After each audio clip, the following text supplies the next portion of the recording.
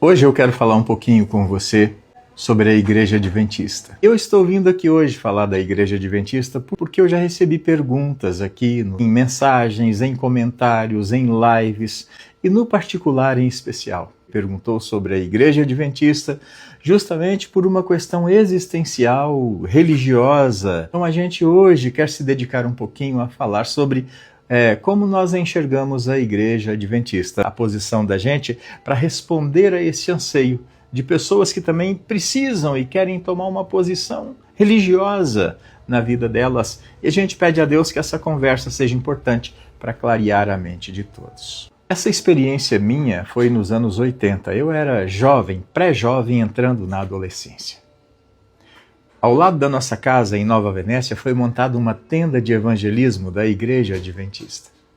A nossa casa ficava do lado e ali todos os dias tinha programações, cultos, atividades missionárias evangelísticas, muito louvor, pregação, estudos. Ali era feito todo um trabalho de evangelismo. E a minha mãe, luterana, mesmo não indo participar, ela escutava tudo da nossa casa. Uma das estratégias que a gente sentia do pregador era levantar dúvidas nos corações das pessoas sobre o culto a Deus no sábado ou no domingo, sobre a fidelidade a Deus e que a observação do sábado se constituía numa fidelidade a Deus importante para a salvação na vida da pessoa. E aquelas dúvidas começaram a gerar angústias no coração da minha mãe, uma angústia real, uma angústia espiritual, daquelas que tiram o sono da pessoa, daquelas que apertam o coração. Foi preciso muito estudo, muita paciência, foi preciso muita atenção para que ela voltasse a descansar o coração dela na graça de Deus. E é isso que eu digo para você, me marcou muito, isso me entristeceu muito. Bem recentemente, orientando um ex-seminarista da Igreja Adventista, que se tornou luterano e hoje está por aqui, segue a gente no perfil, ele sabe quem ele é. Ele me falou com muita clareza: não, pastor Lauro, não tenha dúvida, a Igreja Adventista ela é extremamente proselitista. Ela gosta de colocar dúvida nos corações das outras pessoas para poder trazer eles como membros para a sua igreja. Eles são agressivos nisso aí. Quem me disse isso foi um ex-seminarista. Mas colocando ao lado com a realidade que a gente viu, a gente percebe uma certa linha em cima disso aí, né? E o que nós queremos falar relacionado a essa minha visão não é somente uma questão de método agressivo de evangelismo ou proselitista. Não. É uma questão de teologia, de Bíblia, de palavra de Deus, de lei e de evangelho. Quando perguntam o que eu penso sobre o Adventismo, eu tenho com clareza no meu coração. Se trata de uma igreja fortemente judaizante. Isso para mim hoje é um problema religioso. Claro, cada um busca o que quer, mas nós estamos olhando a partir da ótica da Bíblia. Judaizar, para quem não sabe, não é apenas respeitar a lei de Deus, não. É outra coisa, é muito mais. É trazer de volta a lei mosaica como um critério de fidelidade para a vida do cristão. E no fim das contas, com algum elemento ligado à salvação. Aquela lei é necessária para a nossa salvação.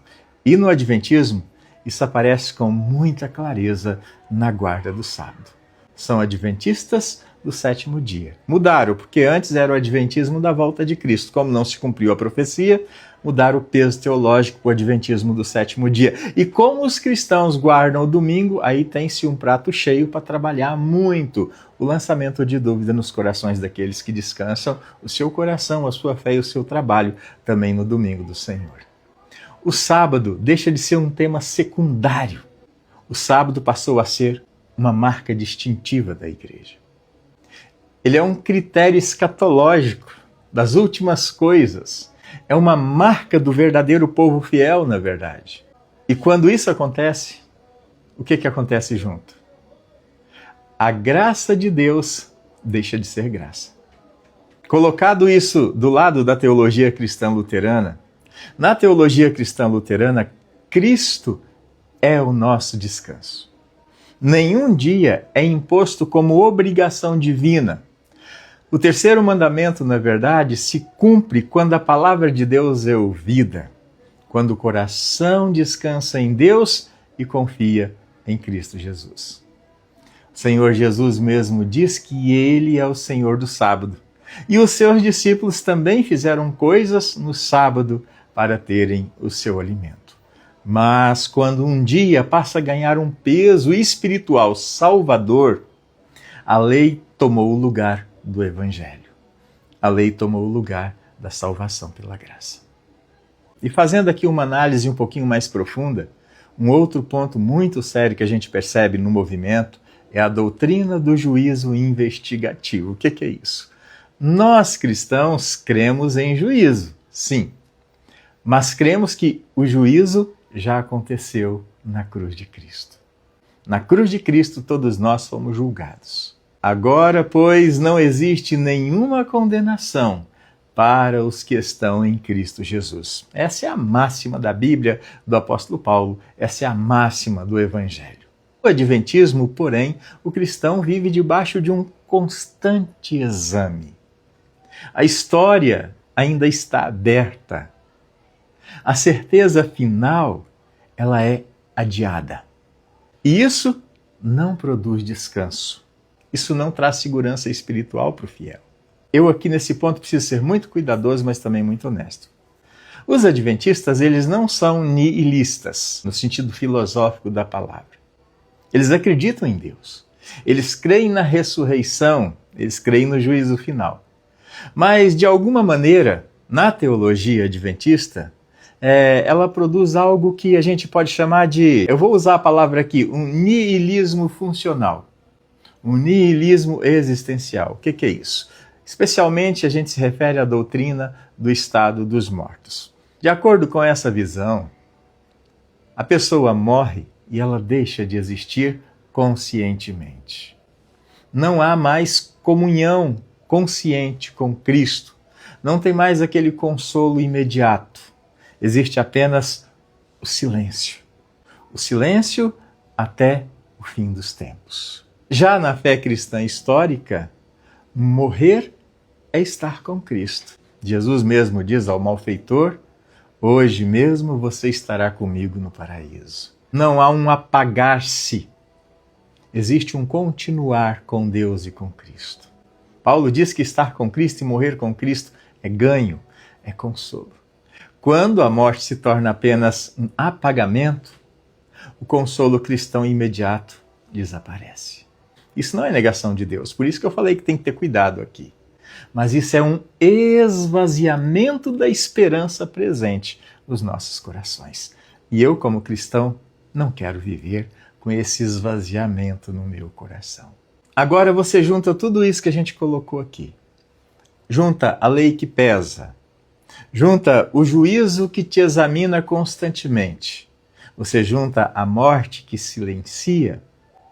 O resultado não é paz.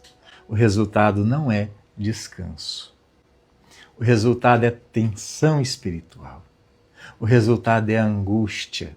Foi isso que eu vi. Foi isso que eu vivi na prática na vida da minha mãe, por influência de uma pregação que ela ouviu a partir de uma tenda de evangelismo adventista. Eu quero deixar uma coisa muito clara. Nós respeitamos profundamente as pessoas adventistas, mas eu preciso dizer, nós como cristãos luteranos, nós rejeitamos essa teologia. Nós rejeitamos por quê? Porque aonde a salvação depende, ainda que um pouquinho, da minha força, da minha capacidade de cumprir a lei, Cristo Jesus, a sua obra de cruz, não é mais suficiente. E se Cristo não é suficiente, não existe descanso. Porque nós cremos, ensinamos e confessamos. Somente a graça salva. Somente Cristo basta. Na vida e na morte. Por isso, a minha opinião muito sincera quando alguém pergunta, eu devo ir para a igreja adventista? Eu digo, olha, para mim não responde às minhas necessidades espirituais. Você precisa de analisar se responde às suas. O que você está buscando na sua vida, o que você está buscando na sua fé. E, gente, a gente precisa ter bastante critério e cuidado. Nós temos pessoas que representam esses movimentos religiosos na internet. Eles são bacanas, são maravilhosos. Mas por trás de toda essa coisa bacana, maravilhosa, sempre existe pressupostos teológicos por trás. A gente ama essas pessoas porque são donas de um conhecimento extraordinário, fabuloso, muito bacana, mas a gente precisa ser crítico com esse conhecimento quando ele vem recheado de ideias e de pontos que fere o princípio da graça, o princípio da salvação pela fé. Assim como você também deve ser criterioso comigo, que estou aqui falando com você, e examinar tudo que eu digo com a Escritura Sagrada. Essa é a minha opinião sincera. Essa é a minha posição teológica, minha posição pastoral.